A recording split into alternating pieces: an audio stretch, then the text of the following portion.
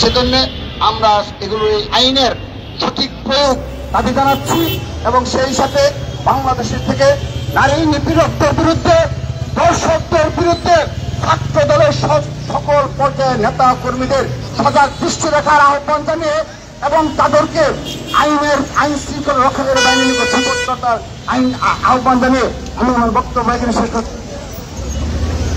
আজকের এই মানববন্ধনে আমাদের যে সকল নেতা কর্মী দীর্ঘক্ষণ সকাল 11টা থেকে দাঁড়িয়ে মানববন্ধন সফল করেছেন তাদেরকে ধন্যবাদ জানাচ্ছি এবং বিশেষভাবে ধন্যবাদ ও কৃতজ্ঞতা জানাচ্ছি আমাদের সাংবাদিক ভাইদের, যারা এই রোদের মধ্যে থেকেও তীব্র গরমেও আপনারা আমাদের মিডিয়ার প্রচারের ব্যবস্থা করেছেন। সাংবাদিক কিন্তু সবাইকে ধন্যবাদ জানিয়ে বিদায় নিচ্ছি। আবারও দেখা হবে। বাংলাদেশ জিন্দাবাদ, বাংলাদেশ জাতীয়তাবাদী ছাত্র দল জিন্দাবাদ, শহীদ রাষ্ট্রপতি অমর হোক, দেশনেত্রী বেগম খালেদা জিয়া জিন্দাবাদ, বাংলাদেশের অহংকার জনাব তারেক রহমান জিন্দাবাদ জিন্দাবাদ। সবাইকে ধন্যবাদ।